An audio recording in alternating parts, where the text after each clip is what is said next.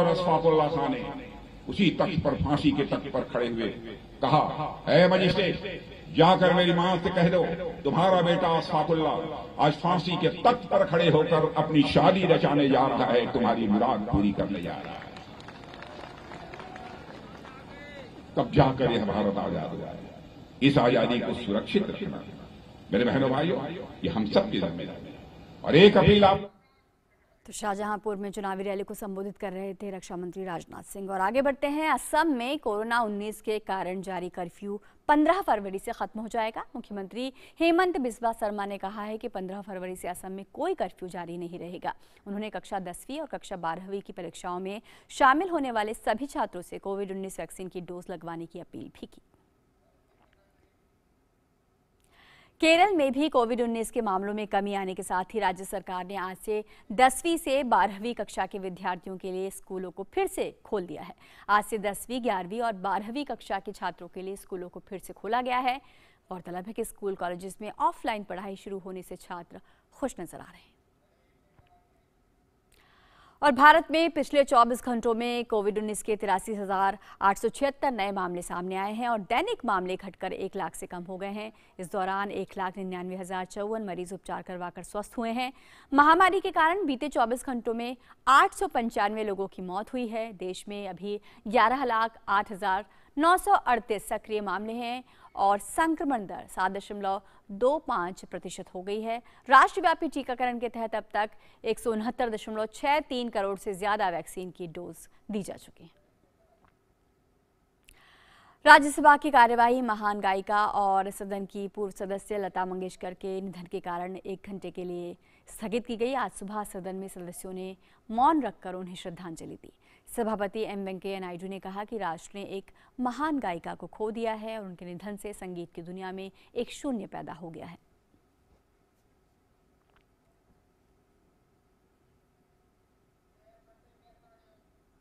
I refer with profound sorrow to passing away of Ms. Lata Mangeshkar, the legendary playback singer and a former member of this House, on the 6th of February 2022 at the age of 92 years. At a very young age, after being introduced to music by her father. Since then, there was no looking back on the chain of events that began back then culminated with her acquiring a status of legend in the world of music. Lata ji also served as a nominated member of this House from November 1999 to November 2005. Lata ji's success in the field of music exemplifies her tenacity and sheer willpower to carve her own niche and excel in it. Her rise to fame elucidates her grit, determination, hard work and passing that will serve as a benchmark for others, especially women, to emulate and commemorate. In the passing of Lata Mangeshkar ji, the country has lost a legendary playback singer, a compassionate human being, and a towering personality in the world of Indian music and film industry. Her passing away indeed marks an end of an era and has created an irreparable void in the world of music. We deeply mourn the passing away of Lata Mangeshkar ji. Bharat Ratna Lata Mangeshkar ji को मुंबई के Shivaji park में लोगों ने श्रद्धांजलि अर्पित की, जहां कल पूरे राजकीय सम्मान के साथ उनका अंतिम संस्कार किया गया था।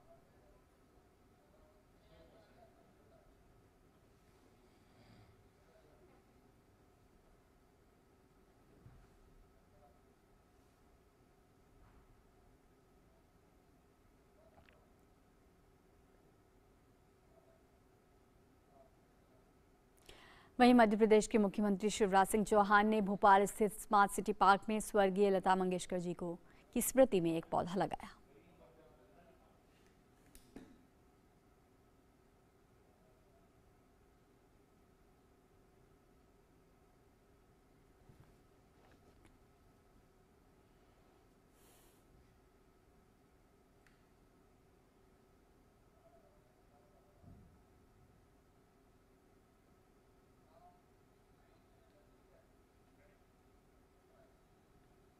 आगे बढ़ते हैं। भारत दौरे पर आए श्रीलंका के विदेश मंत्री प्रोफेसर जी.एल. पेरिस ने आज विदेश मंत्री डॉक्टर एस. जयशंकर के साथ मुलाकात की।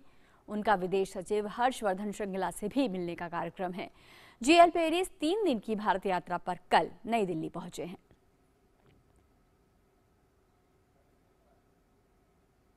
और अब बात उन खबरों की जो दुनिया भर में सुर्खियां बटोर रही हैं।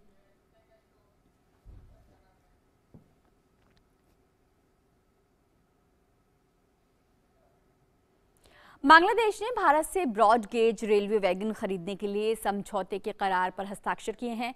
बांग्लादेश रेलवे भारत से 420 ब्रॉड गेज वैगन खरीदेगा। बांग्लादेश रेलवे परियोजना के निदेशक मिजानुर रहमान और Hindustan engineering and industries limited के बीच रविवार को ढाका में समझौते पर हस्ताक्षर किए गए। 231 करोड़ टके के इस अनुबंध को 27 महीने के भीतर लागू किया जाएगा। इस परियोजना को rolling stock operation improvement project के तहत किया जा रहा है। बांग्लादेश सरकार और एशिया डेवलपमेंट बैंक एडीबी के संयुक्त वित्त पोषण के माध्यम से इस परियोजना पर काम किया जाएगा। इन तेज गति वाली बोगियों में स्वचालित एयर ब्रेक सिस्टम है और बॉडी स्टेनलेस स्टील की बनी है। अमेरिकी राष्ट्रपति भवन व्हाइट हाउस के राष्ट्रीय सुरक्षा सलाहकार जैक सुलिवन ने कहा है कि रूस किसी भी वक्त किसी भी दिन यूक्रेन पर आक्रमण कर सकता है और अगर ऐसा होता है तो संघर्ष में जान माल का काफी नुकसान हो सकता है।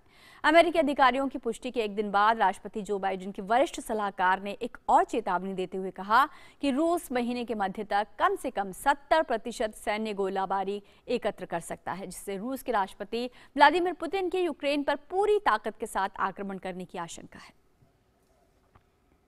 रूस यूक्रेन तनाव के बीच पश्चिमी देशों ने रूस पर आरोप लगाया है कि वो यूक्रेन के खिलाफ युद्ध की तैयारी कर रहा है। इसी क्रम में अमेरिका की एक निजी कंपनी ने रूस के संयुक्त युद्धाभ्यास की तस्वीरें भी जारी कर दी हैं।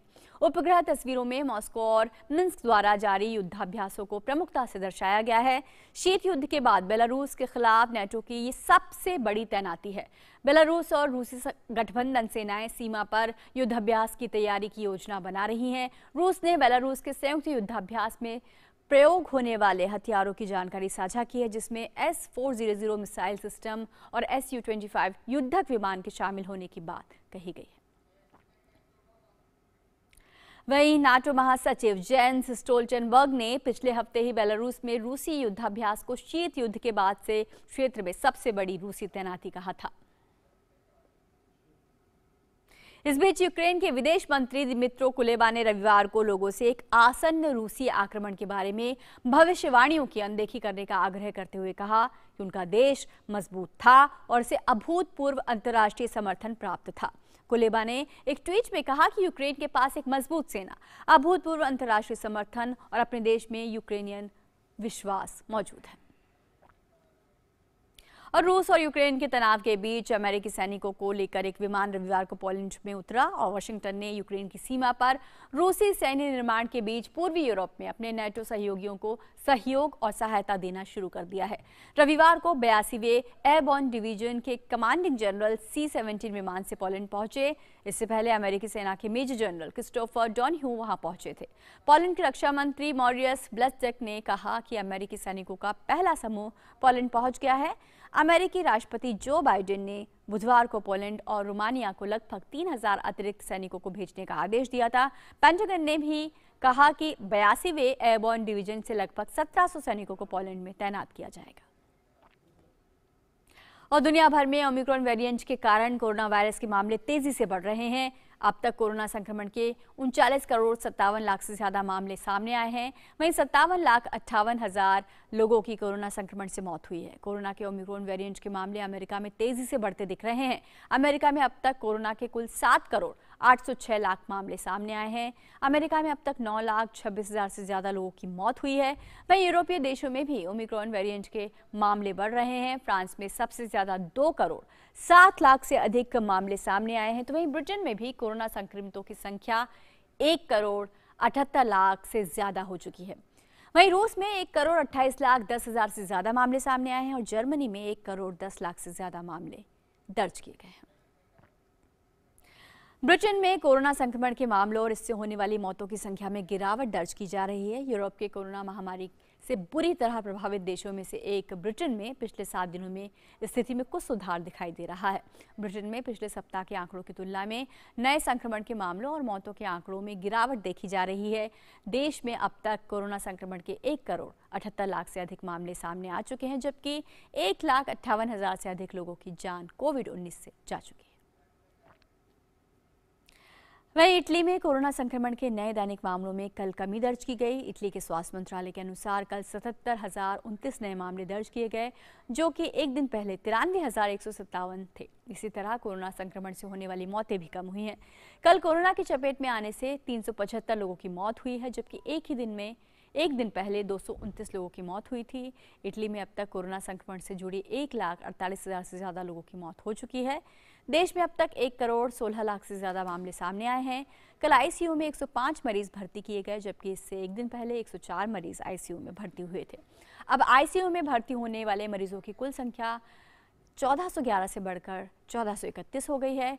स्वास्थ्य मंत्रालय ने कहा है कि 8,46,480 की तुलना में पिछले दिन कोविड-19 के 6,86,544 परीक्षण किए गए थे। और कनाडा की राजधानी ओटावा में कल आपातकाल की स्थिति की घोषणा की गई, क्योंकि हजारों ट्रक ड्राइवर्स ने कोविड-19 प्रतिबंधों के खिलाफ अपना विरोध जारी रखा है।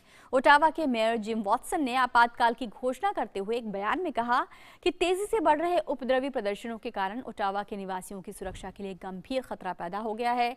सैकड़ों ट्रकों ने कनाडा की संसद के पास शहर के इलाके पर कब्जा करना जारी रखा है। साथ ही इनके वापस लौटने के कोई संकेत नहीं मिल रहे हैं। पिछले 10 दिनों से चल रहे इस आंदोलन को फ्रीडम कॉन्वॉय नाम दिया गया है, जिसकी शुरुआत सीमा पार ट्रकों से लिए कोविड वैक्सीन अनिवार्यता के खिलाफ हुई थी। और देखते ही देखते ये ट्रकों की एक विशालकाय रैली में तब्दील हो गया, जिसका निशाना सार्वजनिक स्वास्थ्य के उपायों और कनाडा के प्रधानमंत्री जस्टिन ट्रूडो थे। प्रदर्शनकारियों ने 10 दिनों से ओटावा के डाउनटाउन कोर को बंद कर रखा है, जिससे स्थानीय लोगों को दिक्कतों का सामना करना पड़ रहा है। ट्रूडो इन प्रदर्शनकारियों से मिलने से इनकार कर रहे हैं, जिसके चलते भीड़ पहले से ज्यादा उग्र हो गई है। और मिड डे प्राइम में अब वक्त है खेल जगत की खबरें देखने का।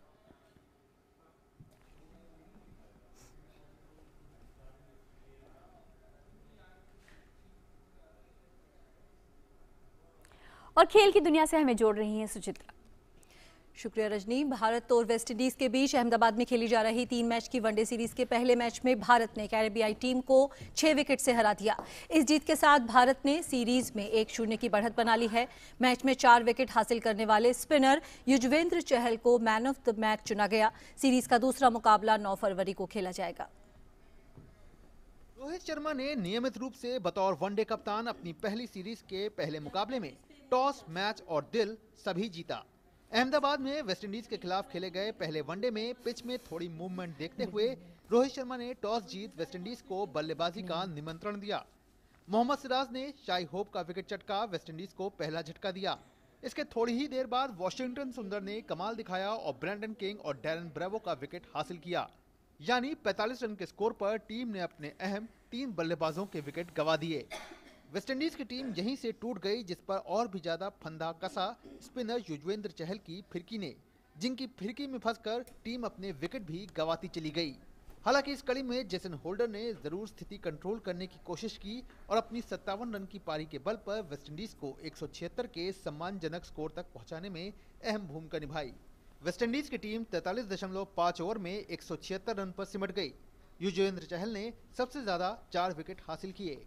जीत के लिए मिले 177 रन के लक्ष्य का पीछा भारतीय टीम ने सॉलिड अंदाज में किया और पहले विकेट के लिए कप्तान रोहित शर्मा और ईशान किशन के बीच 84 रन की साझेदारी आई, जिसमें रोहित शर्मा का अर्धशतक भी शामिल रहा। रोहित 60 के स्कोर पर अल्जारी जोसेफ का शिकार बने। इसके बाद आए विराट कोहली कुछ खास नहीं कर पाए और 8 पर पवेलियन लौट गए। ईशान किशन 28 पर आउट हुए तो ऋषभ पंत बेहद अजीबोगरीब तरीके से 11 रन पर रन आउट हुए। लेकिन इसके बाद अपना पहला मैच खेल रहे दीपक हुड्डा ने सूर्य कुमार यादव के साथ मिलकर भारतीय टीम को विनिंग फिनिशिंग दी। हुड्डा 26 तो सूर्य कुमार 34 रन बनाकर नाबाद रहे। भारत ने महज 28वें ओवर में 4 विकेट खोकर 178 रन बना लक्ष्य को हासिल कर लिया। Sports desk, DD news. Rohan Bopanna और रामकुमार रामनाथन की भारतीय टेनिस जोड़ी ने रविवार को महाराष्ट्र ओपन का खिताब अपने नाम कर लिया। भारतीय जोड़ी ने फाइनल में ल्यूक सेविल और जॉन पैट्रिक स्मिथ की शीर्ष वरीयता प्राप्त ऑस्ट्रेलियाई जोड़ी को हराकर अपना दूसरा एटीपी विश्व टूर खिताब जीता।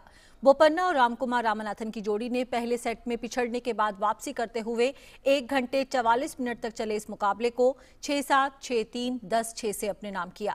बोपन्ना और रामकुमार ने पिछले महीने ऑस्ट्रेलियन ओपन से पहले एडिलेड इवेंट में पहली बार एटीपी टूर पर एक जोड़ी के रूप में जीत दर्ज की थी। बोपन्ना के करियर का ये 21वां एटीपी युगल खिताब है, जबकि रामकुमार के लिए ये इस स्तर पर दूसरी ट्रॉफी है। सेनेगल की फुटबॉल टीम ने पहली बार अफ्रीका कप ऑफ नेशंस का खिताब अपने नाम कर लिया है। टीम ने रविवार को कैमरून में खेले गए फाइनल में सबसे ज्यादा 7 बार इस खिताब को जीतने वाली मिस्र की टीम को पेनल्टी शूटआउट में 4-2 से हरा दिया। सेनेगल की इस जीत के हीरो रहे लिवरपूल के स्टार खिलाड़ी सादियो माने, जिन्होंने मिस्र के खिलाफ पेनल्टी शूटआउट में निर्णायक गोल किया। सेनेगल की टीम को इससे पहले 2 बार फाइनल में हार का मुंह देखना पड़ा था। 2019 में टीम को अल्जीरिया के हाथों हार मिली थी, जबकि 2002 में कैमरून ने टीम को फाइनल में हराया था। मैच में निर्धारित समय तक दोनों टीमों ने गोल करने के काफी प्रयास किए, लेकिन दोनों में से किसी भी टीम को सफलता नहीं मिली। बड़ी बात यह रही कि पहले हाफ में पेनल्टी का तोहफा सेनेगल की टीम को मिला, जिसे सादियो माने भुना नहीं पाए थे। बहरहाल मैच जब पेनल्टी शूटआउट में गया तो वहां सेनेगल ने बाजी मारने में कामयाबी हासिल की। तो ये थी इस वक्त की खेल की कुछ प्रमुख खबरें। वापस चलते हैं रजनी के पास। बहुत बहुत शुक्रिया सुचित्रा। और अब बारी हमारे अगले सेगमेंट लाइव प्राइम की।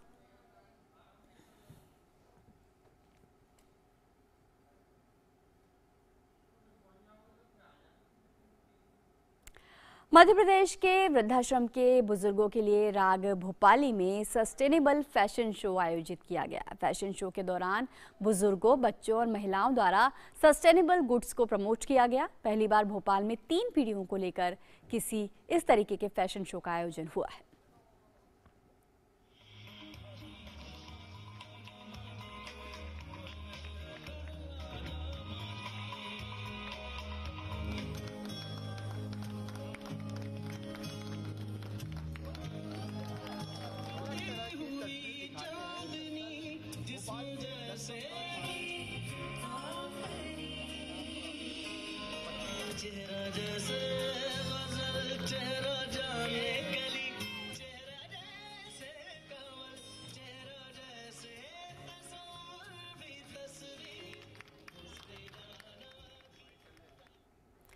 और आगे खबर जम्मू कश्मीर से। जम्मू कश्मीर के गुलमर्ग में इग्लू कैफे सैलानियों के लिए आकर्षण का केंद्र बन गया है। इग्लू कैफे की ऊंचाई 37.5 फीट है और 44.5 फीट इसका व्यास है। इसे बनाने में 2 महीने का वक्त लगा है और Kolhai group of hotels and resort द्वारा इसे बनाया गया है। Kolhai group of hotels and resort ने दुनिया का सबसे बड़ा इग्लू कैफे बनाने की पहल की है। इग्लू को 2 सेक्शंस में बांटा गया है, एक बैठने के लिए और दूसरा आर्च के लिए। यहाँ के लोगों और बाहर के लोगों को भी ये काफ़ी पसंद आ रहा है। विश्व रिकॉर्ड के लिए इसने आवेदन भी किया है और इससे पहले स्विट्जरलैंड ने 2016 में सबसे बड़ा इग्लू कैफे बनाने का विश्व रिकॉर्ड बनाया था।